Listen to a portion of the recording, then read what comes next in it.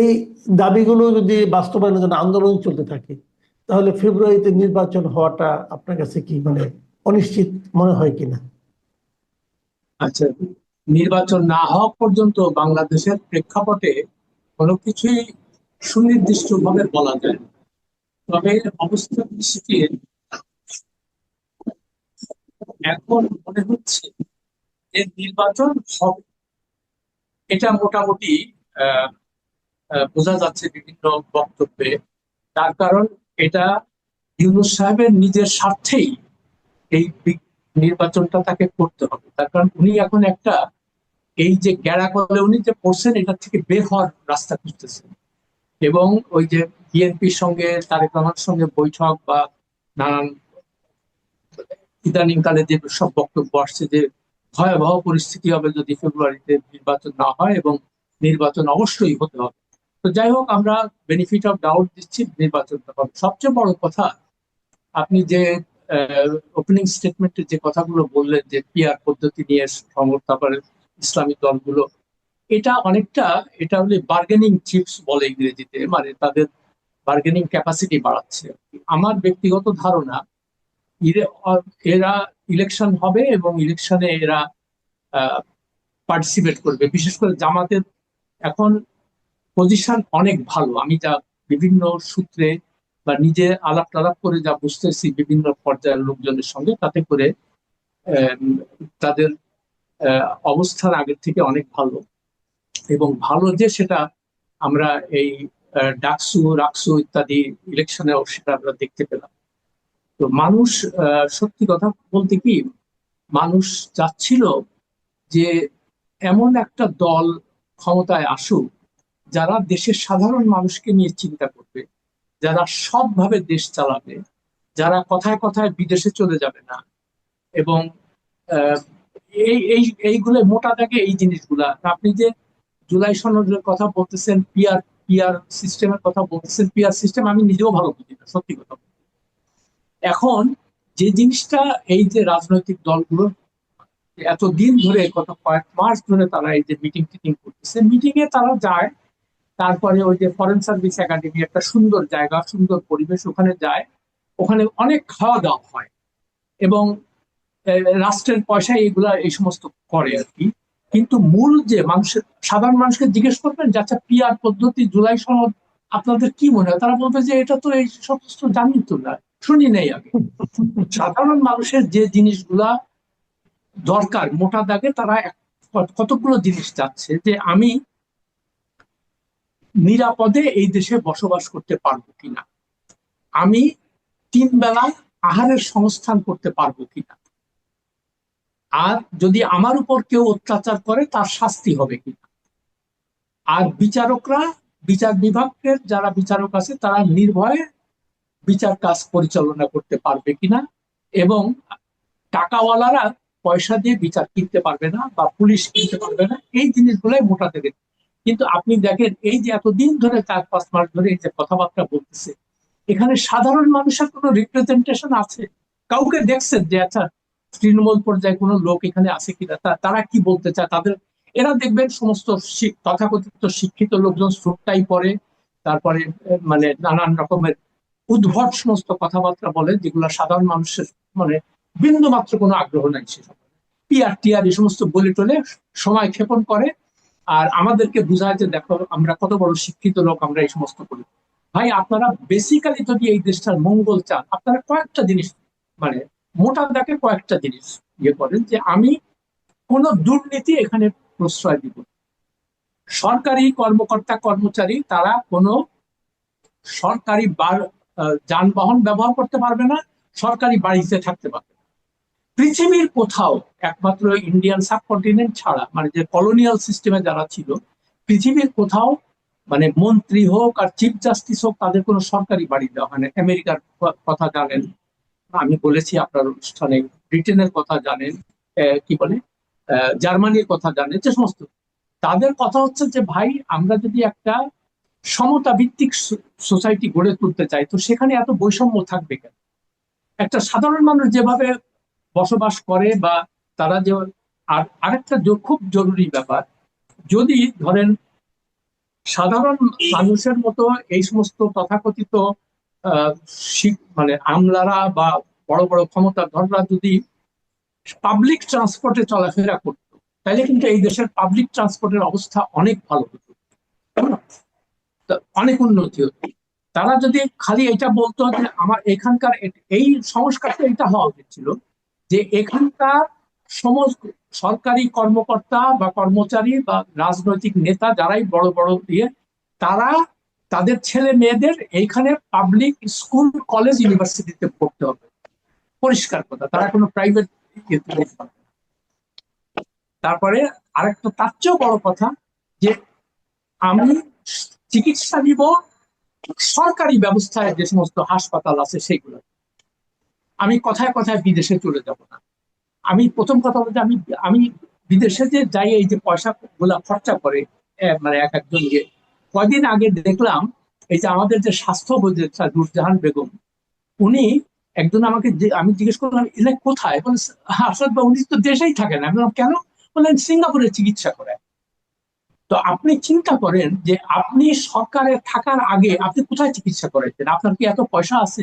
তো আপনি যখন একটা সুযোগ পাইলেন সরকারি ওই পদ পদবি নিয়ে মন্ত্রী হইলেন বা সচিব হইলেন, তখন এই আইনটা কিন্তু তারাই তৈরি করছে, এটা কিন্তু কোনো জনগণের আইন না যে আমি সরকারি কর্মকর্তা কর্মচারী মন্ত্রী আমার জন্য এই স্পেশাল ব্যবস্থা থাকতে হবে। তো আপনি যদি নিজে স্বাস্থ্য উপদেষ্টা হয়ে বিদেশে চিকিৎসা নেন, তাহলে এই দেশের সাধারণ মানুষের স্বাস্থ্যের কথা আপনি কিভাবে চিন্তা করবেন? এগুলো তো আপনাকে বুঝতে হবে। তো এখন যে মানে এই এই জিনিসগুলো সংস্কারের কথা কেউ আলোচনা করে না। তারা আছে পিয়ার নিয়ে অমক সনদ তেমক সনদ, আমি কিছু বুঝি না এগুলো। আরে ভাই, আপনারা সাধারণ মানুষের বক্তব্যগুলো আপনারা শোনেন না, তারা কি তারা কি জানতে চায় বা শুনতে চায়, তারা আল্লাহর ওয়াস্তে আপনারা সেইটা করেন, বলেন যে সংস্কার খালি ওই জায়গাতেই হবে, আর কোনো সংস্কার আমাদের দরকার নেই। হুম। আপনি আমাদেরকে সংস্কার বোঝাচ্ছেন, আপনি আমেরিকার পলিটিক্যাল সায়েন্টিস্ট নিয়ে আসছেন এখানে ভাড়া করে। আহ, আপনি ওই কি ঐক্যমত্য কমিশন না কমিশন কি জানি বলে, এগুলো আমার কোনো আগ্রহ নাই কিন্তু মাত্র। ওই যে বললাম না, খাওয়া দাওয়া হয় প্রচুর, ওই ইন্টারকন্টিনেন্টাল হোটেল থেকে খাওয়া যায়, ফ্রি পাইছে, ফ্রি খাওয়া, অর্থাৎ যত পারো খালি খাও। আমি পয়সা তো আমার না, পয়সা ডোনেশনের টাকা, সরকারি টাকা। এই দেখেন একটা মানুষের মানে কি দুঃখের কথা। মানে এইগুলা যখন আমি চিন্তা করি যে সাধারণ মানুষের কথা কোনো জায়গায় কোনো সংস্কারে নাই, কোনো সেমিনারে নাই, কোনো আলোচনায় নাই, কিছুই নেই। মোটা দাগের যে কথাগুলো বললাম, যে একটা সাধারণ মানুষের যে ন্যূনতম চাওয়া পাওয়া, যে আমি 3 বেলা অন্যের সংস্থান করতে পারবো, আমার একটা থাকার জায়গা থাকে। এবং এইখানে এক একটা লোক, ওই যে আমি বারবার বলি না যে আপনার অনুষ্ঠানও কয়েকবার বলেছি যে আমার 2 জেনারেশন আগে আমাদের সব ঠিকানা ছিল ধান ক্ষেত। তো ধান ক্ষেত থেকে আমরা সব উঠে আসছি, এসে ধানমন্ডিতে উঠছি, তারপরে বাড়িধারায় গেছি, তারপরে গুলশান বনানী, আর বিশাল বিশাল বাড়ি আমাদের দরকার। হুম। আর বস্তিতে লোক চিন্তা করতে পারেন যে এই এখন মানে 3 বছর আগে দারিদ্র সীমার নিচে ছিল 18% লোক, এখন সেটা হয়েছে 28%। মানে 4.5 কোটির মতো মানুষ একটা দেশ, 17 কোটি 17.5 কোটি মানুষের এই এই অর্থাৎ তার মানেটা কি, যে এদের থাকার জায়গা নাই ভালো, এদের চিকিৎসার ব্যবস্থা নাই, এদের ছেলে মেয়েরা ভালো স্কুলে মানে শিক্ষা ব্যবস্থা নাই, তা এরা মানে চলাফেরা করতে পারে না, এদের যানবাহনের কোনো অবস্থা নাই। তো আপনি যদি বেসিক এই জিনিসগুলা যদি আহ, আপনার মাথায় না থাকে, তাহলে আপনি দেশের ক্ষমতায় গেলেন আর ক্ষমতায় যেয়ে আপনি লুটপাট শুরু করলেন। আর বিএনপির যে অবস্থাটা হয়েছে, আপনি ইতিমধ্যেই দেখতে পাচ্ছেন যে জামাতের বা ছাত্র শিবিরের পক্ষে মানে অনেক সমর্থন বাড়ছে। এটা ডাকসু ইলেকশন, রাকসুতে এবং অন্যান্য ইলেকশন গুলো আপনি দেখবেন। কারণটা কি? আমি কয়েকদিন 2-3 দিন আগে একটা পোস্ট দিয়েছি এটার উপরে। বিএনপি মানেই দেখেন ক্ষমতায় যায় নাই, তারপরে যে হারে অত্যাচার, লুটপাট, দখল, টেন্ডারবাজি এই সমস্ত কিছু করতেছে। তো ফলে সাধারণ মানুষের মনে হচ্ছে যে এ তো আওয়ামী লীগ আসছে, ওই ওই ওই কাপড় পরে আর কি। মানে বিএনপির কাপড় পরে আওয়ামী লীগ চলে আসছে, এসে তারা যেগুলো করতো এরাও সেগুলো করতো। এখন সাধারণ মানুষ ভোট দিবে, আপনি এখন খালি বলবেন মুক্তিযুদ্ধের চেতনা, রাজাকার। ভাই যাদের মানে না, কি বলে। আসাদ ভাই, আপনাকে একটু থামাই, আপনি যে কথাটা বলছিলেন যে এই যে বিএনপির আচরণে তৃণমূলের মানুষ, সাধারণ মানুষের মধ্যে একজনের বিরক্তি, এবং আপনি এইমাত্র যেটা বলার চেষ্টা করলেন, মানে শুরু করছিলেন, থামাইলাম আপনাকে, যে এই যে মুক্তিযুদ্ধের চেতনা নিয়ে যে আলোচনাটা হচ্ছে, কিন্তু এখানেও কিন্তু আমরা দেখতে পাচ্ছি যে জামাতে ইসলামের সাম্প্রতিক কর্মকাণ্ড, সেটা কিন্তু আমরা দেখছি যে 71 নিয়ে তাদের ব্যাপারে আমাদের যে একটা এক ধরনের রিজার্ভেশন ছিল, যে তারা 71-এ যে একটা তাদের যে কর্মকাণ্ড তা নিয়ে তাদের কোনো মূল্যায়ন নাই, এবং তারা এখনো মনে করে তারা ঠিক করেছে। এখান থেকে কি কেন যেন মনে হচ্ছে জামাত একটু সরছে। সরছে এই কারণে আপনি দেখবেন যে এই যে নতুন যে ডাকসু হলো, ডাকসু যারা নির্বাচিত হয়েছিল, তারা কিন্তু প্রথমবারের মতো, মানে 71 সাল থেকে কখনোই জামাত অথবা শিবির তারা কিন্তু রায়ের বাজার বধ্যভূমিতে কিন্তু এই শহীদদের জন্য কিন্তু দোয়া অথবা মোনাজাত করতে যায়নি। এবার তারা গিয়েছে। এবং পরে আমি শুনলাম জামাতের একটা সিনিয়র লিডার আব্দুল্লাহ মোহাম্মদ তাহের, উনি বলেছেন এটা নাকি জামাতেরই দলীয় সিদ্ধান্তে তারা গিয়েছে ওখানে। তাহলে জামাতে ইসলাম কি তাদের রাজনীতিতে কিছুটা পরিবর্তন চেঞ্জ আনতেছে? তারা কি মানুষের সেন্টিমেন্টটাকে, পালসকে উপলব্ধি করার চেষ্টা করছে? যদি সেটা করে, যদি 71 নিয়ে তাদের অবস্থানটা তারা ক্লিয়ার করে যে আমরা ভুল করেছি অথবা ক্ষমা চায়, তাহলে কি আপনি মনে করেন যে ভোটের যে রাজনীতি সেখানে বড় কোনো পরিবর্তন আসতে পারে? না, খুব মানে খুব প্রাসঙ্গিক প্রশ্ন এটা। আমি এটা নিয়ে 2 দিন আগে একটা পোস্ট দিয়েছি, নির্বাচন ভাবনা শিরোনাম, জি। এবং সেখানে আমি উল্লেখ করেছি যে জামাতে ইসলামী কেন এগুলা করছে। তার কারণ জামাতে ইসলামী বুঝে গেছে, এবং আমি বলেছিলাম জামাতকে উদ্দেশ্য করে যে আপনাদের বাংলাদেশের বাস্তবতায় রাজনীতি করতে হবে, পাকিস্তানি রাজনীতি এখানে আর চলবে না, এই দেশ আর পাকিস্তান কখনোই হবে না। এক জি। নাম্বার কথা হলো যে পাকিস্তান নামে যে রাষ্ট্রটা আছে এটা একটা অত্যন্ত ভঙ্গুর অর্থনীতির একটা দেশ, তাদের সেই ক্ষমতাও নাই এখানে কোনো কিছু ওলট পালট করা। এখন ওখানে কারা করবে?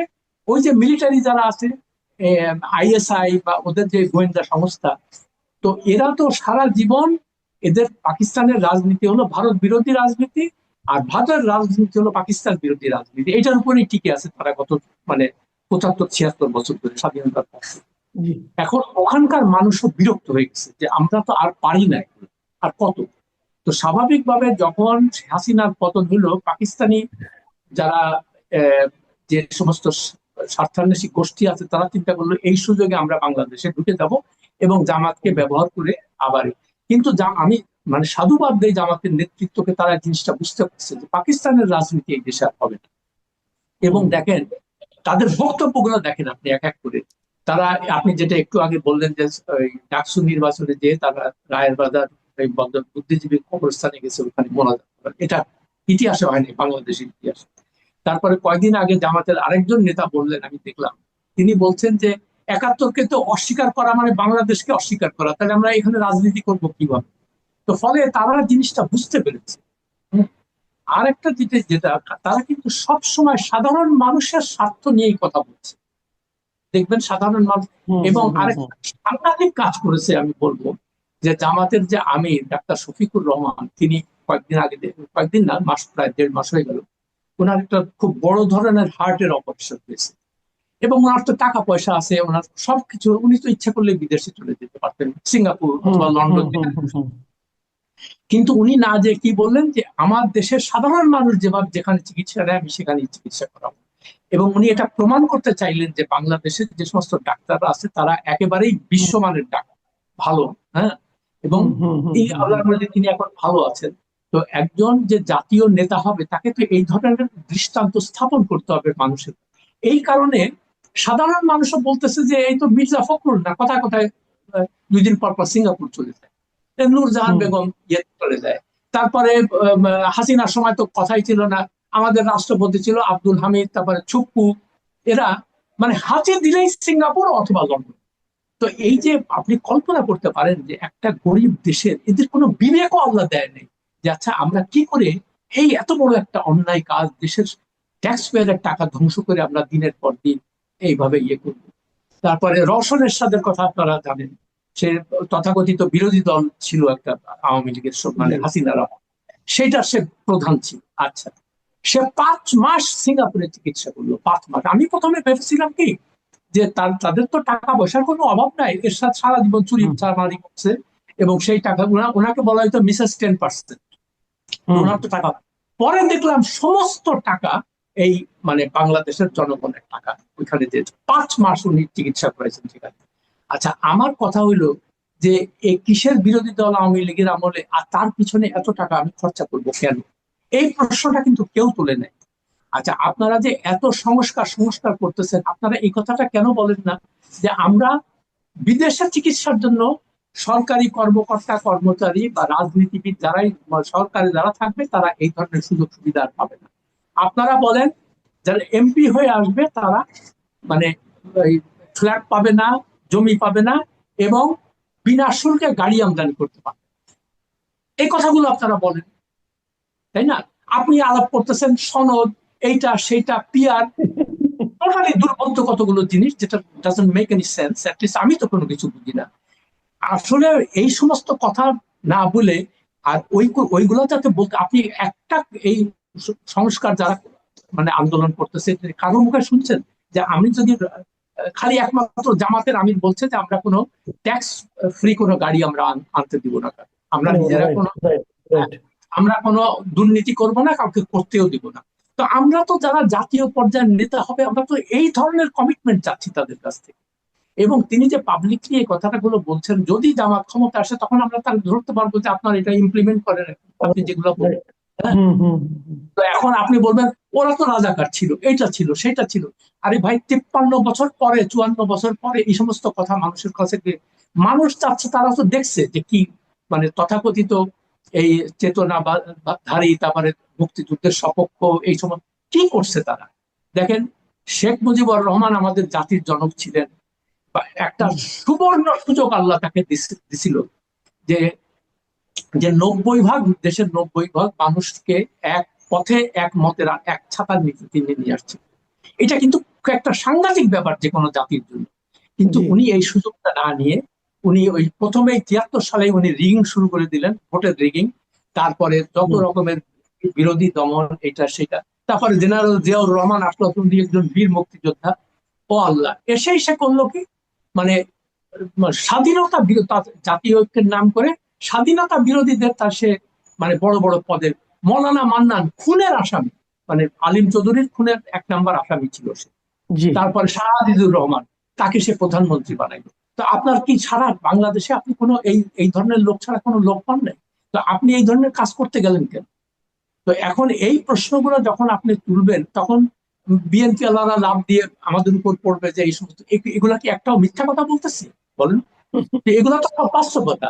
তারপরে আপনার মনে হলো যে না, আমি ছাড়া, আমি ক্ষমতা না থাকলে দেশ জাহান্নামে যাবে, অতএব আপনি একটা হ্যাঁ না ভোট করলেন, সেখানে আপনি 98% ভোট পেয়ে গেলেন। তো এই যে ভোটের রিগিং এর যে রাজনীতি, এটা তো আমাদের জাতির জনক শেখ মুজিবুর রহমান, জিয়াউর রহমান শুরু করছে। তারপরে যা হয় সেটাই হলো। তো আশা করো, একটা কথা বলে আমি বক্তব্যটা শেষ করছি, যে আপনারা আল্লাহ ওয়াস্তে দেশের সাধারণ মানুষের চাওয়া পাওয়াটাকে মূল্য দেন।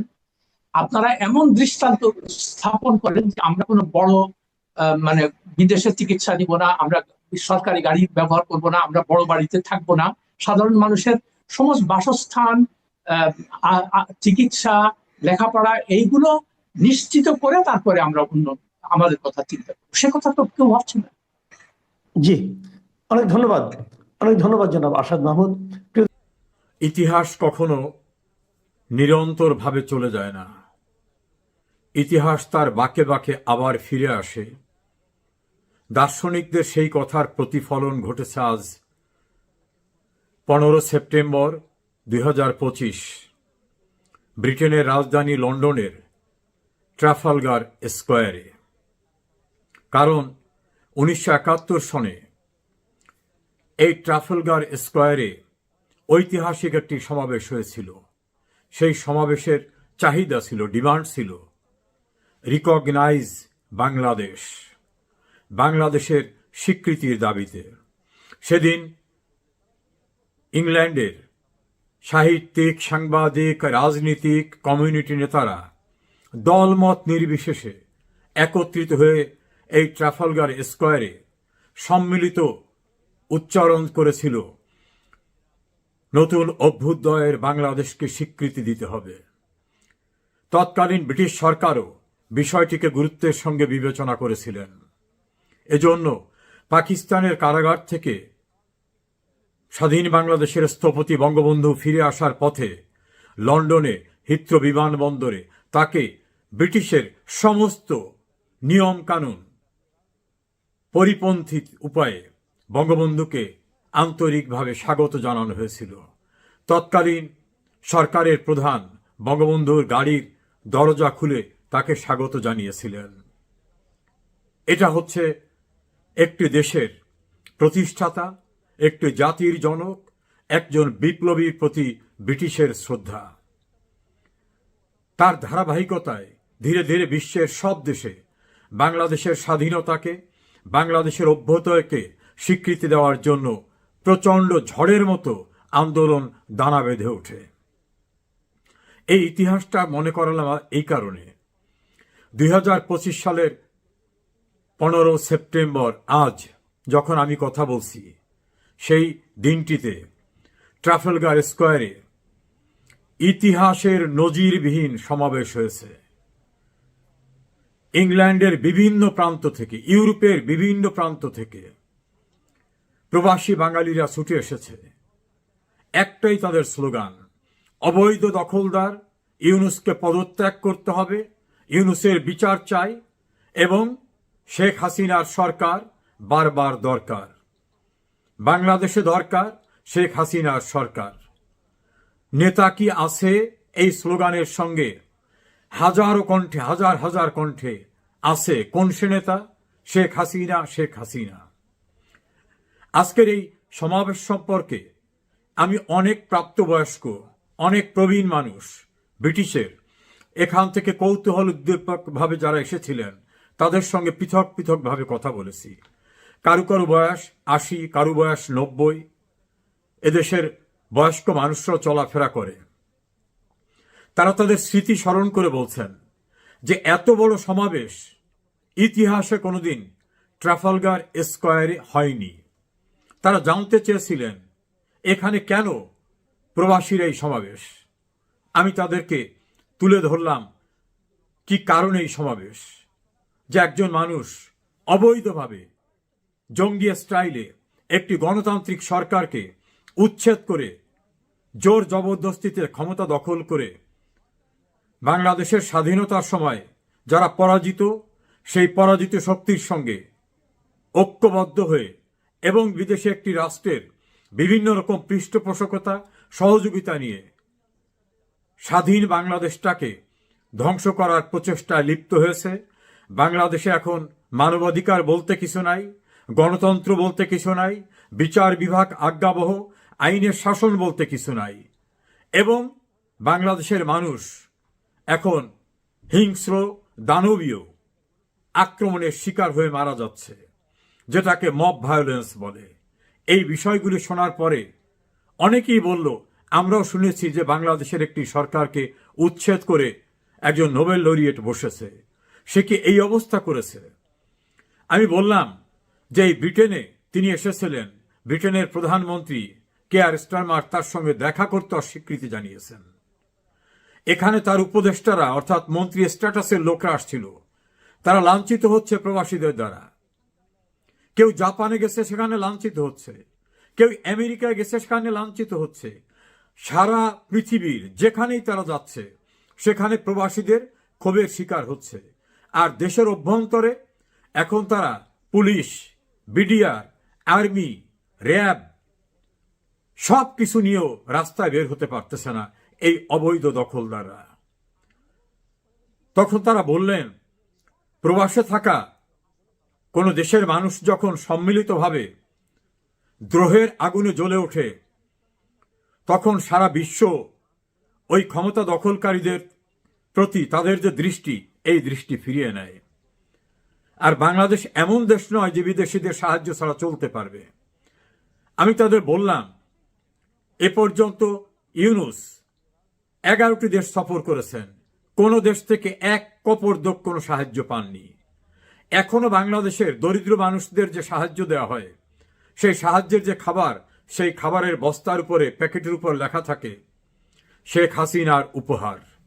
অর্থাৎ 1 বছর আগে শেখ হাসিনাকে জোর করে ক্ষমতার থেকে সরিয়েছে, এখনো তার সংগ্রহ করে রেখে যাওয়া খাবার, সেই খাবারই বন্টন করতে হচ্ছে, নতুন কোথার থেকে কিছু পায়নি। বাংলাদেশে কি পরিমাণে মানুষ বেকার হয়ে গেছে তার একটা তথ্যচিত্র দিলাম, যে বিশ্ব ব্যাংকের রিপোর্ট, এটা বাংলাদেশে আমাদের রিপোর্ট না। কতগুলি কলকারখানা, ইন্ডাস্ট্রি বন্ধ হয়ে গেছে, সে তথ্য তাদেরকে দিলাম। অনেকগুলো মিডিয়া আমার কাছে জানতে চাইল কি অবস্থা। আমি বললাম যে বাংলাদেশের গণতান্ত্রিক উপায়ে নির্বাচিত একটি পার্লামেন্টকে অবৈধভাবে ভেঙে দেওয়া হয়েছে, গণতান্ত্রিক উপায়ে নির্বাচিত সরকারকে উচ্ছেদ করা হয়েছে, সিটি কর্পোরেশন নির্বাচিত জনপ্রতিনিধিদের দ্বারা চলত সেটাকে একসঙ্গে উচ্ছেদ করে দেওয়া হয়েছে, অপসারণ করা হয়েছে। এভাবে পৌরসভা, উপজেলা, জেলা পরিষদ, ইউনিয়ন পরিষদ সর্বত্রই নির্বাচিত প্রতিষ্ঠানকে ধ্বংস করে দেওয়া হচ্ছে এবং বিচার বিভাগে হামলা করে প্রধান বিচারপতি সহ বিচারপতিদেরকে জোর করে তাড়িয়ে দিয়ে মবের দ্বারা নতুন বিচারপতি নিয়োগ করা হচ্ছে। কোর্টে, জুডিশিয়াল প্রসেসে কারো কোথাও ন্যায় বিচার পাওয়ার মতো অবস্থা নাই। ল এনফোর্সিং এজেন্সির মেম্বারদেরকে, পুলিশদেরকে নির্মমভাবে হত্যা করা হয়েছে এবং তার কোনো বিচার করা যাবে না এমন আইন চালু করা হয়েছে। এসব শুনে তারা বিস্মিত এবং হতবাক হলেন যে এটা কি কোনো সভ্য দেশ? আমি বললাম 30 লক্ষ মানুষের রক্তের বিনিময়ে অর্জিত হয়েছিল এই দেশ। 2 লক্ষ মা বোন সম্ভ্রম দিয়ে দিছিল এই দেশটাকে পাবার জন্য। সেই দেশটি আজকে মবতন্ত্রে, মব ভায়োলেন্সের দ্বারা পরিচালিত হচ্ছে। সে কারণে প্রবাসীরা আজকে ট্রাফেলগার স্কোয়ারে উপস্থিত হয়ে তারা দাবি করছে যে কেউ যেন ইউনুসকে সহায়তা না করে, ইউনুসের ইমিডিয়েট রিজাইন দাবি করছে। তার যে অবৈধ কর্মকাণ্ড, সংবিধান লঙ্ঘনের কর্মকাণ্ড, এজন্য তার বিচার দাবি করছে। আর বারবার যে স্লোগানটা হচ্ছিল সেটা জানতে চাইল। আমি সহ আমার সঙ্গে যারা ছিলেন তারা তাদেরকে অনুবাদ করে শোনালেন, যেখানে হাজার হাজার মানুষ বলতেছে শেখ হাসিনার দরকার বাংলাদেশের ডেভেলপমেন্টকে কন্টিনিউ করার জন্য, শেখ হাসিনাকে দরকার আইনের শাসন প্রতিষ্ঠিত করার জন্য, মানবাধিকারকে প্রতিষ্ঠিত করার জন্য এবং গণতান্ত্রিক প্রক্রিয়াকে আবার প্রতিষ্ঠিত করার জন্য। ওনারা বললেন এইখানেই তোমাদের দেশের অভ্যুদয়ের পরে স্বীকৃতির জন্য সবাই সমবেত হয়েছিল। আজ তোমরা সেখানে ইতিহাসের নজিরবিহীন সংখ্যক মানুষ একত্রিত হয়ে যে দাবি জানিয়েছ, তাতে অনুমিত হয় যে তোমাদের দখলদার যদি কেউ থাকে নিশ্চয় তিনি টিকতে পারবেন না। কারণ এত মানুষ যখন ক্ষোভ প্রকাশ করছে, নিশ্চয়ই এই ক্ষোভের যুক্তিসঙ্গত কারণ রয়েছে। ট্রাফালগার স্কোয়ার ইতিহাসের পুনরাবৃত্তি ঘটিয়ে দিয়েছে। 1971-এর 8 অগস্টের দাবি ছিল রিকগনাইজ বাংলাদেশ, আর আজকের দাবি resignation of terrorist illegal অকুপায়ার doctor Mohammad Yunus and restore the government of elected prime minister Sheikh Hasina. দর্শক শ্রোতা, দেশের অভ্যন্তরে সর্বত্র স্লোগান, মিছিল, রাস্তাঘাটে বেরিয়ে পড়ছে। মানুষ এখন অতিষ্ঠ হয়ে গেছে। রিক্সাওয়ালা, কাজের লোক, নিম্ন মধ্যবিত্ত শ্রমিক সবাই বলছে যে শেখ হাসিনার সময় ভালো ছিলাম, শেখ হাসিনার সময় ভালো ছিলাম। এমনকি যারা টেলিভিশনে শেখ হাসিনার তীব্র সমালোচনা করতেন তারাও বলতেছেন শেখ হাসিনার সময় ভালো ছিলাম, শেখ হাসিনাই ভালো ছিল। এবং এই সরকারকে ভণ্ড, প্রতারক, স্বার্থান্বেষী, জঙ্গি নানা অভিধায় অভিযুক্ত করতেছেন তারা। আমারও মনে হয় সেদিন খুব দূরে নয় যেই অবৈধ দখলদার দ্বারা বিচারের মুখোমুখি হবে এবং সেই বিচারে তাদের এই সন্ত্রাস, তাদের নৈরাজ্যের জন্য তারা শাস্তি পাবে। নেপালের একটি আন্দোলনে যারা সহিংসতা ঘটিয়েছে, নেপালের অন্তর্বর্তীকালীন সময়ের প্রধানমন্ত্রী, সাবেক প্রধান বিচারপতি বলছেন সহিংসতা যারা করেছে এটা অপরাধ, তাদের বিচার হবে। দাবি জানাতে হবে শান্তিপূর্ণ উপায়ে। বাংলাদেশে শুধু সহিংসতা না, ইতিহাসের নজিরবিহীন সহিংসতা, জঙ্গি স্টাইলের কর্মকাণ্ড, হত্যাকাণ্ড, রাষ্ট্রীয় সম্পদ ধ্বংসের যে নারকীয় তাণ্ডব হয়েছে, এই তাণ্ডবের বিচার বাংলাদেশে হবে এবং সেটা খুব দূরে না, এটাই আমার বিশ্বাস। যে যেখানে আছেন ভালো থাকুন। তথ্য উপদেষ্টা জনাব মাহফুজ আলম, তাকে নিয়ে আসলে হচ্ছেটা কি? প্রথমত, ডক্টর মোহাম্মদ ইউনূস তাকে যেভাবে আমেরিকাতে নিয়ে মাস্টার মাইন্ড হিসেবে পরিচয় করিয়ে দিলেন, এর ফলে ধরে নেওয়া হলো সেই ঘটনার পর থেকে যে এই সরকার, অর্থাৎ অন্তর্বর্তীকালীন সরকার যেভাবে গঠিত হয়েছে, এর পেছনে একটা সুদীর্ঘ পরিকল্পনা ছিল, একটা প্ল্যান ছিল। অনেকগুলো প্ল্যানের মধ্যে আবার সমন্বয় করে একটা মাস্টার প্ল্যান ছিল, এবং যিনি এই মাস্টার প্ল্যানার ছিলেন তিনি মিস্টার মাহফুজ। বয়সে তরুণ, ঢাকা বিশ্ববিদ্যালয়ের আইন বিভাগের ছাত্র, মেধাবী এবং মাদ্রাসা ব্যাকগ্রাউন্ড থেকে এসেছেন এবং মধ্যবিত্ত পরিবার থেকে এসেছেন। ঠিক ওই সময়টিতে তাকে নিয়ে নিদারুণ একটি রহস্য তৈরি হয়।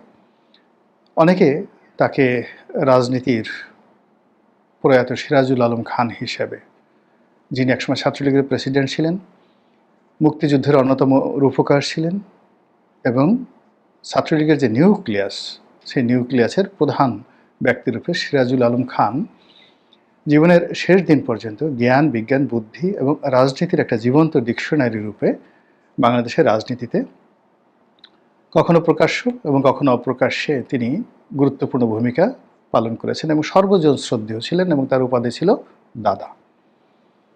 তিনি যখন ছাত্রলীগের সভাপতি ছিলেন, যখন জাসদ ছাত্রলীগ করলেন, জাসদ করলেন, তারপর একেবারে মৃত্যুর পূর্বক্ষণ পর্যন্ত তার যে সম্মান ছিল, সেই সম্মানের জায়গাটি বিপ্লব পরবর্তী সময় ডক্টর মোহাম্মদ ইউনূসের মুখে যখন আমরা মাহফুজ সম্পর্কে শুনলাম, আমরা তার মধ্যে সেটি খোঁজার চেষ্টা করেছি এবং সবাই তাকে নিয়ে মেতে উঠল।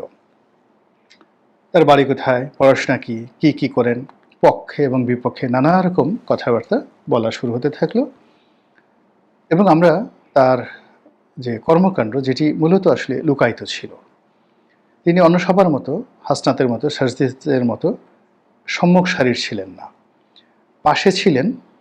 কিন্তু এখন আমরা তার ছবি দেখতে পাই, কিন্তু জুলাই আগস্ট বিপ্লবের 5-6 তারিখ পর্যন্ত আলাদাভাবে আমজনতা মাহফুজ নামে কাউকে মেনশন করতে পারেনি। তো সেই মাহফুজ একেবারে সরাসরি উপদেষ্টা মণ্ডলীতে ঢুকে গেলেন, সেই মাহফুজ মাস্টার মাইন্ড হয়ে গেলেন। পরবর্তীতে তথ্য মন্ত্রণালয়ের দায়িত্ব নিলেন। সব মিলিয়ে তার যে উত্থান, সেই উত্থানটি অনেকটা রাজপুত্রের মতো। তা আমরা তাকে নিয়ে নানা রকম যারা প্রতিপক্ষ বলার চেষ্টা করলো, সে হিজবুত তাহরির লোক, কেউ বললো জামাতের লোক, কেউ বলল আরও অনেক কিছু, কিন্তু সব কিছুর মধ্যে যেটি ফুটে উঠল সেটি হলো তিনি মেধাবী, তিনি সংযত, অন্য সবার মতো দুর্নীতিবাজ নন। এতদিন পর্যন্ত আমরা তাকে যেভাবে দেখে এসেছি, এবং তার একটা ভিশন আছে, তার সঙ্গে সঙ্গে অকপটে সত্য কথা বলার মতো একটা দুর্দান্ত তার সাহস রয়েছে। তো সেই দিক যদি আপনি বিবেচনা করেন, তাহলে জনাব মাহফুজ আলম তার যে সাম্প্রতিক কিছু কথাবার্তা, কর্মকাণ্ড, সব দেখে মনে হচ্ছে যে ক্ষমতার কেন্দ্রে বা নিউক্লিয়াসে মারাত্মক কিছু একটা ঘটেছে। এখানে যে ইলেকট্রন আছে, যে নিউট্রন আছে, যে ঘোরাফেরা হয় ঋণাত্মক ধনাত্মক, সেই জায়গা থেকে সম্ভবত মিস্টার মাহফুজ নিজেকে গুটিয়ে নিয়েছেন, নিজেকে দূরে সরিয়ে নিয়েছেন, অথবা তাকে দূরে সরিয়ে দেওয়া হয়েছে। ঘটনা যাই হোক না কেন, অবস্থার দৃষ্টি মনে হচ্ছে যে তিনি এখন সরকারের চক্ষুশূল হয়ে পড়েছেন এবং জামাতের, যাকে বলা হয়, শ্রেণীর শত্রু হয়ে পড়েছেন। আমরা যারা ইতিপূর্বে তাকে জামাতের ক্যাডার মনে করতাম, এখন স্পষ্টতই তার কথাবার্তায় মনে হচ্ছে যে তিনি জামাতের সঙ্গে কখনো সম্পৃক্ত ছিলেন না। তাহলে জামাতের সঙ্গে যদি সম্পৃক্ত না হন, তাহলে তার যে মরমী ইসলামী বক্তৃতা বা বিবৃতি বা ইসলাম নিয়ে তিনি যে সকল কথাবার্তা বলেন, সেটার মধ্যে কি আহলে সুন্নাত ওয়াল জামাতের কোনো সংযোগ রয়েছে? বা সেটার সঙ্গে আমাদের দেশের যে ফকির লালন শাহ থেকে শুরু করে অন্য যারা সেই সুফিবাদ ইসলাম প্রচার করে আসছেন, তাদের সঙ্গে কি মাহফুজের সম্পর্ক রয়েছে? নাকি পৃথিবীর যে সকল উগ্র সংগঠনগুলো বাংলাদেশে তাদের শাখা বিস্তার করেছে বলে আওয়ামী লীগ জমানাতে ব্যাপক প্রচার পেয়েছিল, এরকম কোনো সংগঠনের কর্তা ব্যক্তি বা একাধিক সংগঠনের প্রাণপুরুষ হিসেবে তিনি এই বিপ্লবের মাস্টারমাইন্ড হয়েছেন কিনা এটা আমি এখন পর্যন্ত বলতে পারছি না। আপনারা পারছেন কিনা আমি বলতে পারবো না। সে সম্পর্কে আমার ছোট ভাই, মানে আমি যেহেতু লয়ার ছাত্র, আমার ডিপার্টমেন্টের ছোট ভাই, একেবারে ছোট, মানে আমার ছেলের বয়সী, তো তার সম্পর্কে আমি কোনো নেতিবাচক কথা বলতে পারবো না, আমি শুধুমাত্র ব্যাখ্যা বিবৃতি দিচ্ছি। কিন্তু এখানে একটা বিষয় খুবই স্পষ্ট, সেটি হলো যেহেতু ডক্টর মোহাম্মদ ইউনূস তাকে একবার মাস্টারমাইন্ড বলে ফেলেছেন, যেহেতু তাকে কেন্দ্র করে যাকে বলা হয় একটা কিছু হচ্ছে এই বাংলায় বা হয়েছে, তো সেখানে রাতারাতি তার পিছু টান বা তাকে মাইনাস করা মানে সরকারের জন্য এটা একটা বিরাট সমস্যার সৃষ্টি করবে। 2 নম্বর হলো যে তাকে জামাত মনে করার কারণে যে ধরনের একটা রসায়ন তৈরি হয়েছিল, এখন তিনি জামাত নন, এটা যদি সত্য হয় তাহলে জামাতের জন্য ভয়ঙ্কর দুঃসংবাদ রয়েছে, ভীষণ রকম ভয়ঙ্কর দুঃসংবাদ রয়েছে। এখন যে সকল অভিযোগ করা হয় মাহফুজের বিরুদ্ধে, তার প্রতিপক্ষ যে তিনি হিজবুত তাহরির নেতা, যদি তাই হয়ে থাকে তাহলে হিজবুত তাহরির যে বিস্তৃতি বাংলাদেশে, এটি জামাতের চাইতে গুপ্ত, জামাতের চাইতে ভয়ঙ্কর। এবং জামাত যদি মানে ডালে ডালে চলে তাহলে হিজবুত তাহরির পাতায় পাতায় চলাফেরা করছে। জামাত সাধারণত নিম্নবিত্ত পরিবার থেকে যারা উঠে আসেন তাদেরকে টার্গেট করে, সাদিক কায়েম থেকে অন্যান্য যারা আছেন এরা সবাই দরিদ্র নয়, কিন্তু নিম্নবিত্ত পরিবার, এমনকি মধ্যবিত্ত পরিবার নয়। আর তারা যাদেরকে কনভিন্স করার চেষ্টা করেন তাদের দলে ভিড়ানোর জন্য, তারা সর্বোচ্চ মধ্যবিত্ত পরিবারের সন্তান এবং সরকারি কর্মকর্তাদের মধ্যে নরম সরম, ইতিমধ্যে যারা জামাতের লোক হিসেবে বিভিন্ন জায়গাতে নিয়োগ পেয়েছেন তাদের চেহারার দিকে তাকালে আপনি বুঝতে পারবেন যে তারা কি প্রকৃতি রয়েছে। তো এই যে নরম সরম জামাত, সেই নরম সরম জামাতের প্রতিকূলে হিজবুত তাহরির যে রিক্রুটমেন্ট, সেই রিক্রুটমেন্টটা হলো এলিট শ্রেণীর। তারা ধনীদের সন্তানদেরকে টার্গেট করে, বড় বড় আমলা কামলা প্রভাবশালী লোকজন, এদের পরিবারের সঙ্গে তারা সম্পর্ক স্থাপন করার চেষ্টা করে এবং মোরলেস যারা বাংলাদেশের কর্তৃত্ববাদী শাসন ব্যবস্থায় আগামী দিনে দেশকে নেতৃত্ব দেবেন এবং ইসলাম মাইন্ডেড, তাদের সবার কাছেই হিজবুত তাহরির লোকজন কিন্তু পৌঁছে গেছে। এবং সেই পৌঁছানোর জায়গাতে যদি মিস্টার মাহফুজ প্রধান ব্যক্তি হন, গুরুত্বপূর্ণ ব্যক্তি হন, আমি যতটুকু হিজবুত তাহরির সম্পর্কে জেনেছি তারা তাদের ইমামের নাম প্রকাশ করে না, প্রধান ব্যক্তির নাম প্রকাশ করে না। কাজেই বাংলাদেশে তাদের যে ইমাম রয়েছে তিনি নিঃসন্দেহে মাহফুজ নন, মাহফুজ হয়তো একজন কর্মী হতে পারেন। তাহলে জামাতের খবর আছে, এতে কোনো সন্দেহ নাই, এমনকি ডক্টর মোহাম্মদ ইউনূসেরও খবর আছে। মূল কারণ হলো ডক্টর মোহাম্মদ ইউনূস সরকারের কতগুলো ভাইব ছিল, ধীরে ধীরে সেই ভাইবগুলো কমে যাচ্ছে। 1 নম্বর ভাইব ছিল তিনি অজেয়, মানে তাকে পরাজিত করা যাবে না, তাকে জয় করা যাবে না। 2 নম্বর ভাইব হলো তিনি সারা দুনিয়াতে ওয়েল কানেক্টেড, সেটা কাতারের রাজদরবার, দুবাইয়ের রাজদরবার, সৌদি আরবের রাজপরিবার, তারপর পাকিস্তানের সকল elite family, America, England, Canada, ফ্রান্সের যত লোকজন আছে, যত কর্তা ব্যক্তি রয়েছে, এই সকলের সঙ্গে ওনার 1-2 সম্পর্ক। তিনি টেলিফোন উঠাবেন, বলবেন হাই দোস্ত, hi friend, how are you, come on Bangladesh, এরকম আমাদের একটা বিশ্বাস ছিল। তো সেই ক্ষেত্রে আমরা তার ব্যক্তিগত সম্পর্ক বলতে 2টো সম্পর্ক দেখেছি। একটা হলো মালয়েশিয়ার প্রধানমন্ত্রী মাহাথির মোহাম্মদের যে অপোনেন্ট যিনি ছিলেন আনোয়ার ইব্রাহিম, এবং আনোয়ার ইব্রাহিমের সঙ্গে তার সখ্যতার কারণে আনোয়ার ইব্রাহিম বাংলাদেশে একবার এসেছেন, তিনি একবার মালয়েশিয়াতে গেছেন, আর এটা তার জন্য হিতে বিপরীত হয়ে গেছে। এর কারণ হলো ডাক্তার মাহাথির মোহাম্মদ এবং তার যারা লোকজন তারা শেখ হাসিনার পক্ষে চলে গেছে। যে Mahathir Mohamad globally doctor Muhammad ইউনূসকে প্রমোট করতেন, এখন তিনি ডক্টর মোহাম্মদ ইউনূসের বিরুদ্ধে বলছেন এবং শেখ হাসিনার পক্ষে প্রমোট করছেন। এগুলো আর একটা। দ্বিতীয় যে বিষয়টি সেটি হলো পূর্ব তিমুর, একটি খ্রিস্টান রাষ্ট্র, ইন্দোনেশিয়ার একটি অঞ্চলকে ভেঙে পশ্চিমারা এই রাষ্ট্র করেছিল এবং সেখানে গুসমাও নামক এক ব্যক্তি তাকে সেখানে অনেকটা হামিদ কারজাইয়ের মতো বসিয়ে সেই পূর্ব তিমুরের প্রেসিডেন্ট বানানো হয়েছে, এবং প্রেসিডেন্ট বানানোর আগে তাকে নোবেল পুরস্কার দেওয়া হয়েছে ডক্টর মোহাম্মদ ইউনূসের মতো। ডক্টর মোহাম্মদ ইউনূসের সঙ্গে তার ভালো সম্পর্ক, এবং সেই পূর্ব তিমুরের প্রেসিডেন্ট তিনিও বাংলাদেশে এসে সফর করেছেন। এটাও ডক্টর মোহাম্মদ ইউনূসের জন্য বুমেরাং হয়ে গেছে। সবাই বলার চেষ্টা করেছে যে বাংলাদেশকে পূর্ব তিমুর বানাতে চাচ্ছ, তারপরে পশ্চিমারা বাংলাদেশে একটা খ্রিস্টান রাষ্ট্র প্রতিষ্ঠা করতে চাচ্ছে, ইত্যাদি ইত্যাদি নানা রকম সত্য মিথ্যা মিলিয়ে কথাবার্তা। তো এই জায়গাগুলোতে লড়াই করার জন্য ডক্টর মোহাম্মদ ইউনূসের একমাত্র ভরসা ছিল জামাত। কিন্তু জামাতের ঠিক সেই রকম গালাগালি করা ছাড়া ইন্টেলেকচুয়াল লেভেলে মানুষকে ইমপ্রেস করার মতো জামাতের কোনো ন্যারেটিভ তৈরি করার মতো মেধা একজনেরও নেই।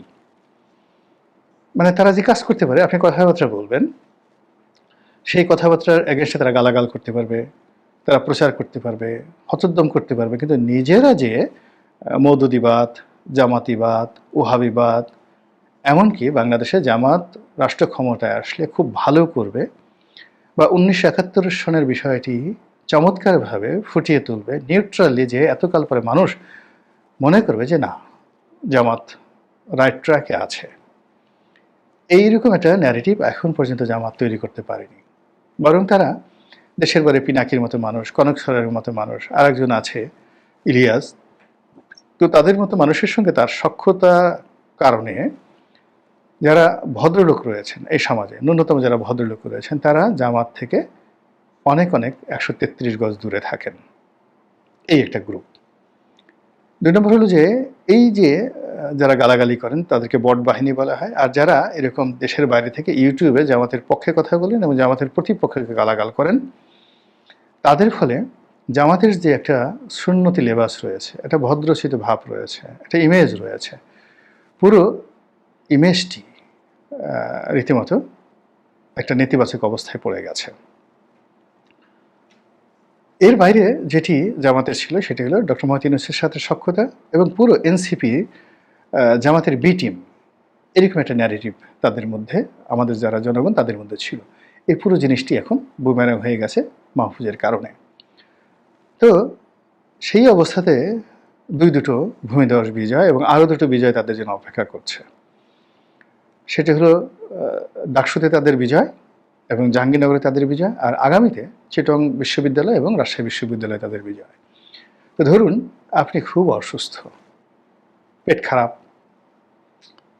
মানে কোনো অবস্থাতে পানি খেতে পারছেন না, তখন জোর করে আপনার পেটের মধ্যে অনেকগুলো পোলাও, কুরমা, বিরিয়ানি, কালিয়া কোপ্তা, জর্দা, ফিরনি, এগুলো সব ঢুকিয়ে দেওয়া হলো, আপনি মরে যাবেন। এখন জামাতের যে অবস্থা, সেই অবস্থার মধ্যে তাদের সঙ্গে বিএনপির মারাত্মক শত্রুতা, টেকনাফ থেকে তেতুলা পর্যন্ত যে কোনো সময় রক্তক্ষয়ী সংঘাত হতে পারে। তাদের 71-এর প্রসঙ্গ আবার নতুন করে সামনে আসছে। সরকারের সঙ্গে তাদের দূরত্ব তৈরি হয়েছে, এনসিপির সঙ্গে তাদের দূরত্ব তৈরি হয়েছে, যা কিনা জামাতকে রীতিমতো বিপদের মধ্যে ফেলে দিয়েছে। আর সেই বিপদের মধ্যে এই যে 4টি বিজয়, এটি মানে একজন অসুস্থ মানুষ, তাকে যেভাবে পোলাও কোরমা দিলে যা অবস্থা, এই বিজয়গুলো তাদের জন্য বোঝা হয়ে দেখা দিয়েছে এবং আগামীতে সেটা বোঝা হয়ে আরও দেখা দেবে। আর ঠিক সেই সময়টাতে মাহফুজের মতো মানুষ, যিনি কিনা এনসিপির মধ্যে, সরকারের মধ্যে ইতিমধ্যেই তার যে কর্তৃত্ব, এটা তিনি প্রমাণ করেছেন। লক্ষ্য করবেন, গত 1টি বছরে যখন তিনি ডক্টর মোহাম্মদ ইউনূসের পাশে বসেছেন, মনে হয়েছে ডক্টর ইউনূস তাকে পাত্তা দিতে চাচ্ছেন। It is personality. তিনি যখন আসিফ নজরুলের সঙ্গে দাঁড়াচ্ছেন, আসিফ নজরুল অবনত হয়ে তার সঙ্গে হ্যান্ডশেক করছেন, তাকে প্রিভিলেজ দিচ্ছেন। তিনি যখন নাহিদ এনসিপি নেতা, জামাত নেতা, মানে তিনি যেখানে থাকছেন, এমনকি প্রবল প্রতাপশালী যে আমাদের প্রেস সচিব রয়েছেন, প্রেস সচিব এবং মাহফুজ যখন পাশাপাশি বসছেন, তখন স্পষ্টতই মাহফুজের যে ব্যক্তিত্ব প্রেস সচিব অতিক্রম করতে পারছেন না। রেজওয়ার কথা বলেন, আদিলুর রহমান শুভ্র মানে ঢাকা বিশ্ববিদ্যালয় আইন বিভাগে যে কজন আছেন তাদের মধ্যে সবচেয়ে সিনিয়র, মানে এখানে আসিফ নজরুল সাহেবের চেয়ে সিনিয়র, রেজওয়ানার চেয়ে সিনিয়র। তো সেই আদিলুর রহমান শুভ্র, এবং তিনি ব্যক্তিত্ববান এবং অনেকের সাথে মেজাজ গরম দেখান, তিনিও যখন তারই একেবারে সন্তানের বয়সী মাহফুজ, তার ডিপার্টমেন্টের ছোট ভাই, ল ডিপার্টমেন্টের ছোট ভাই, মানে এখানে 4জন কিন্তু ঢাকা বিশ্ববিদ্যালয় ল ডিপার্টমেন্টে রয়েছে। তো সেই ল ডিপার্টমেন্টের ছোট ভাই যখন তার সামনে আসে, তিনিও কিন্তু তার ব্যক্তিত্ব দ্বারা মুগ্ধ হন। তো এই মাস্টার মাইন্ড, তার সঙ্গে সরকারের যে কোনো দূরত্ব বা সরকারের সঙ্গে তার যে দূরত্ব, এটি বর্তমান যে একটা ক্ষণভঙ্গুর অস্থির যে একটা সময় যাচ্ছে, সেই সময়ের প্রেক্ষাপটে নতুন করে এটি সমস্যা দেখা দিবে। এনসিপির যারা নেতৃবৃন্দ, বিশেষ করে নাহিদ ইসলাম, তিনি বলার চেষ্টা করেছেন যে মাহফুজদের মতো মানুষদেরকে ব্যবহার করে সরকার তাদেরকে ছুঁড়ে ফেলে দিচ্ছে, বিপদের মুখে ঠেলে দিচ্ছে। কিন্তু বাস্তবতা হলো মেধা এমন একটা জিনিস, মেধাকে কেউ কখনো ছুঁড়ে ফেলে দিতে পারে না। আপনি তাকে যেখানে ফেলে দেন, প্রশান্ত মহাসাগরে ফেলে দেন, সে যদি তিমির পেটের মধ্যে যায়, ওখান থেকেও সে বের হতে পারবে। মেধা এমন একটা জিনিস, মেধা আল্লাহর দেয়া একটা নিয়ামত। এই মেধাটা বিকশিত হয় চরিত্র দ্বারা, গুড ক্যারেক্টার। আপনি সারা দুনিয়াতে, মানে আপনি জাস্ট চরিত্র কেমন জিনিস, আপনারা সবাই হজরত জাকারিয়া আলাইহিস সালামের নাম শুনে, আমি গল্প বলি, 1 মিনিটে শেষ করে ফেলবো। হজরত ইয়াহিয়া আলাইহিস সালামের নাম শুনেছেন তো? হজরত জাকারিয়া আলাইহিস সালাম এবং ইয়াহিয়া আলাইহিস সালাম, এরা বাপ বেটা দুজনেই নবী ছিলেন, বাইতুল মুকাদ্দাসের খেদমতগার ছিলেন, এবং এখানেই বিবি মরিয়ম লালিত পালিত হন হজরত ইয়াহিয়া আলাইহিস সালামের কাছে। এর কারণ হলো যে মরিয়মের, হজরত মরিয়ম আলাইহিস সালামের মা বাবা তারা প্রতিজ্ঞা করেছিলেন যে তাদের যে সন্তান হবে তাকে সেই বাইতুল মুকাদ্দাসের খেদমতে নিয়োগ করবেন। সেখানে দেওয়া হলো। তিনি হযরত ইয়াহিয়া আলাইহিস সালাম তার খুব নিকট আত্মীয়, সম্ভবত ফুফা ছিলেন। তো তাদের তত্ত্বাবধানে বড় হতে থাকলেন, যৌবনবতী হতে থাকলেন, এবং পরবর্তীতে দেখা গেল যে সেখানে এই বয়োবৃদ্ধ হযরত ইয়াহিয়া আলাইহিস সালামের চরিত্র নিয়ে বনী ইসরায়েলরা কুৎসা রটনা করলো যে তিনি তার যে আশ্রিতা, তার আত্মীয় মরিয়ম যে বাইতুল মুকাদ্দাসে খেদমত করছে, তার সঙ্গে তার অবৈধ প্রণয় রয়েছে। এবং এই কাজ করার জন্য তারা কি করলো, তাকে আক্রমণ শুরু করলো, এবং তিনি নবী প্রাণ ভয়ে পালানো শুরু করলেন।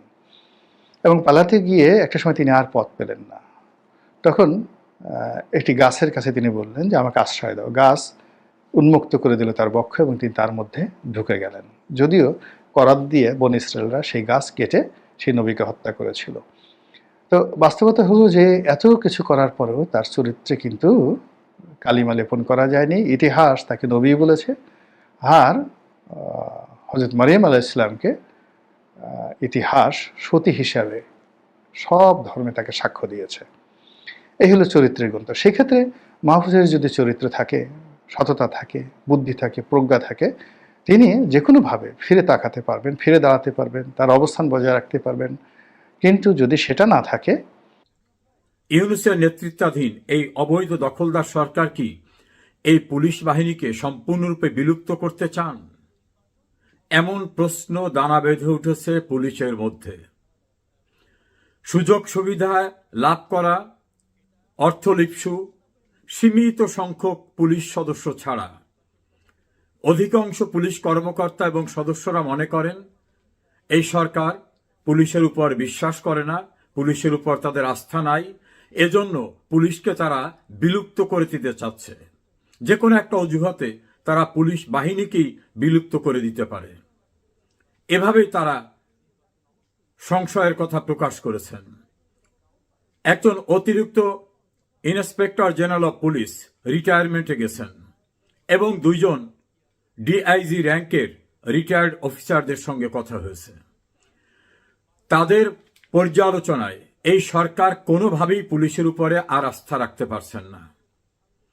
3,65,000 মানুষকে গ্রেপ্তার করার পরেও পুলিশকে তারা আস্থায় নিতে পারছেন না, এবং তাদের হিসাব অনুযায়ী বাংলাদেশের ইতিহাসে কোনোদিন এত স্বল্প সময়ে রাজনৈতিক কারণে 3.5 লাখের ঊর্ধ্বে মানুষকে গ্রেপ্তার করার রেকর্ড নেই।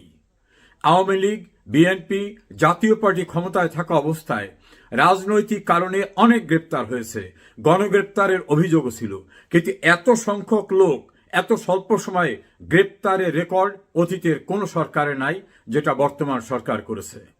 এতদ সত্ত্বেও এই সরকার কোনোভাবে পুলিশের উপর আর আস্থা রাখতে পারছেন না।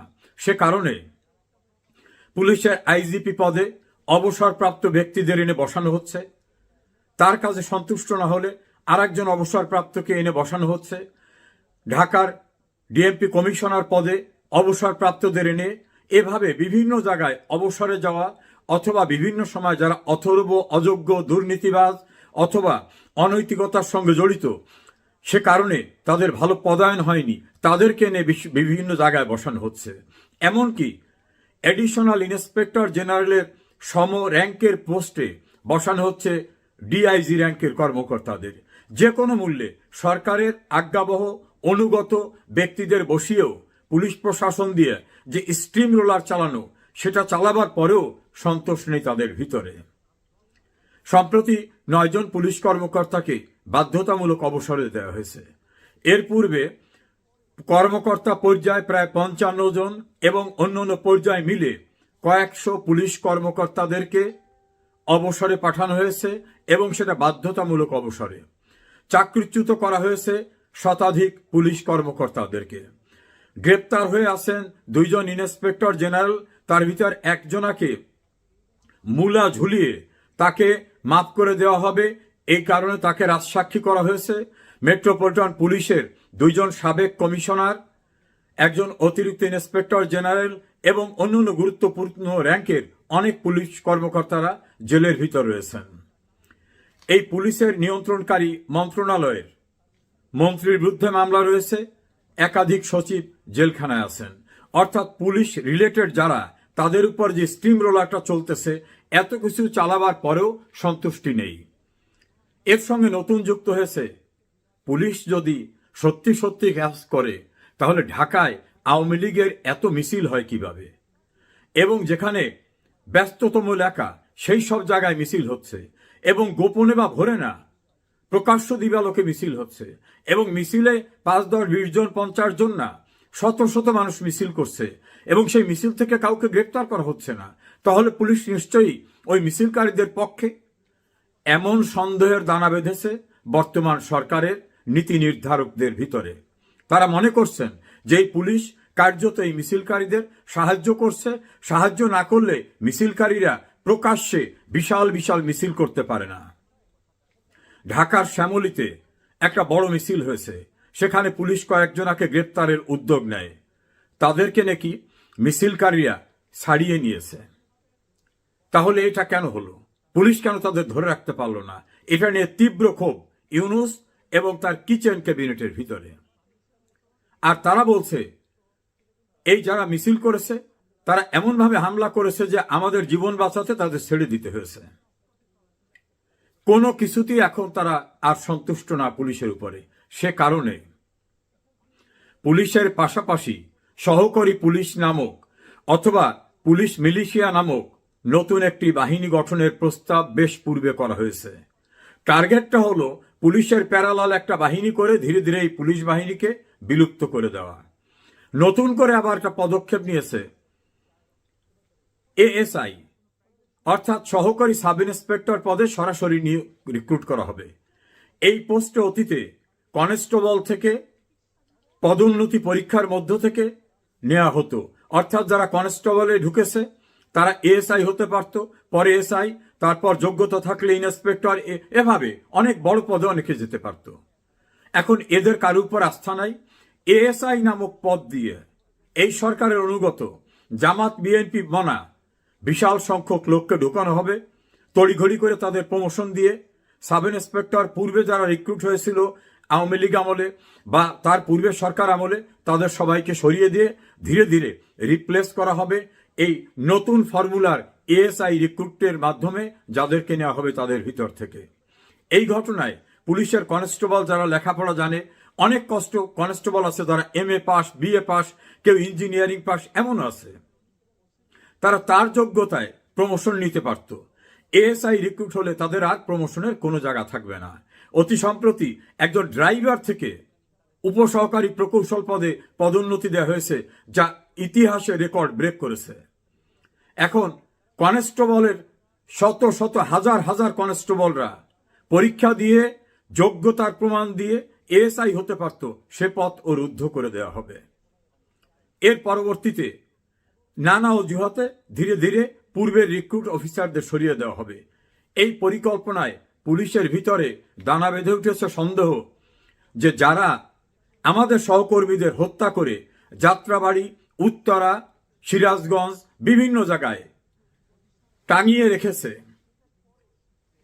থানার দরজা আটকে দিয়ে পুড়িয়ে মেরেছে, গর্ভবতী নারী পুলিশ সদস্যকে নির্মমভাবে পুড়িয়ে মেরেছে, নির্মম হত্যাকাণ্ডের শিকার হওয়া হাজার হাজার পুলিশের হত্যাকাণ্ডের বিচার হবে না, এই সিদ্ধান্ত যে সরকার দিয়েছে, সেই সরকার তো পুলিশ খুনি সরকার। এরা শুধু সাধারণ নাগরিকদের খুন করছে, আওয়ামী লীগ বা অন্যান্য সংগঠনের লোকদের খুন করছে তা না, এরা তো পুলিশ খুনি সরকার।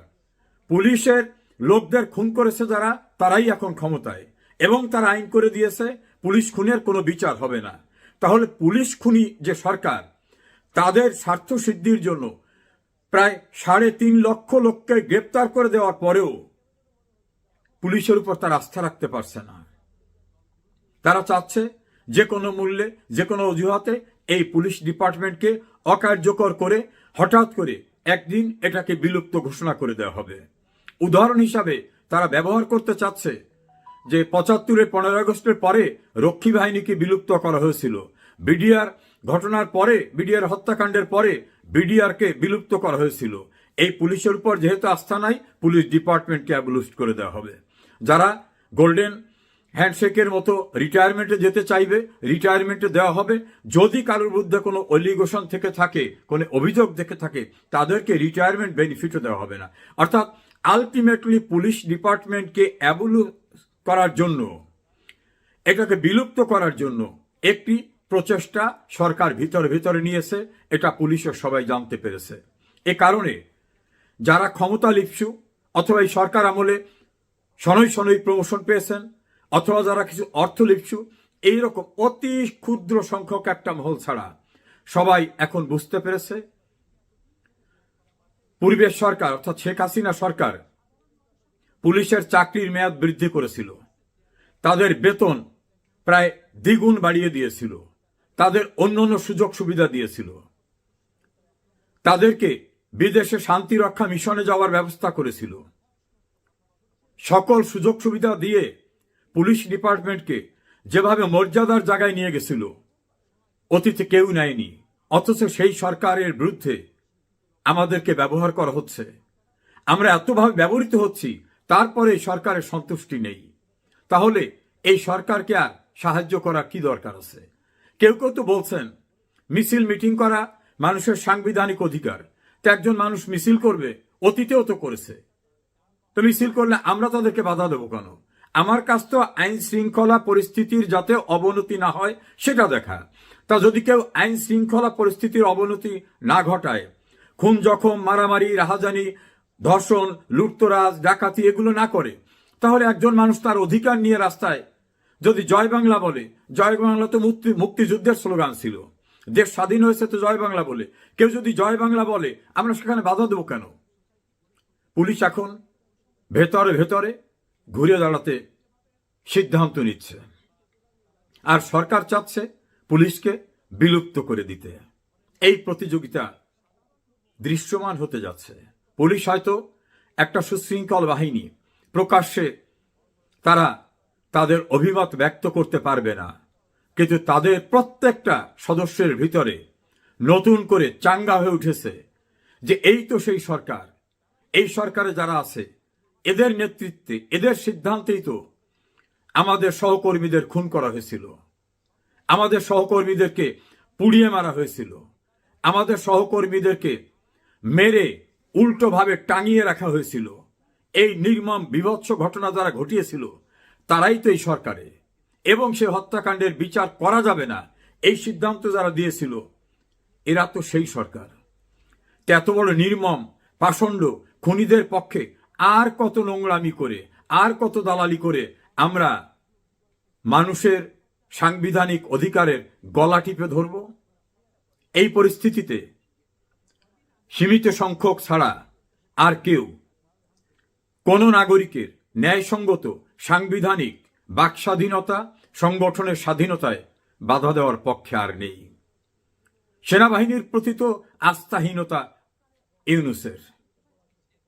আর পুলিশ এখন বুঝতে পেরেছে ধীরে ধীরে তাদেরকে নিঃশেষ দ্বারা করতে চাচ্ছে এবং অতীতে যারা করেছে তাদের পক্ষে থাকা ঠিক হবে না।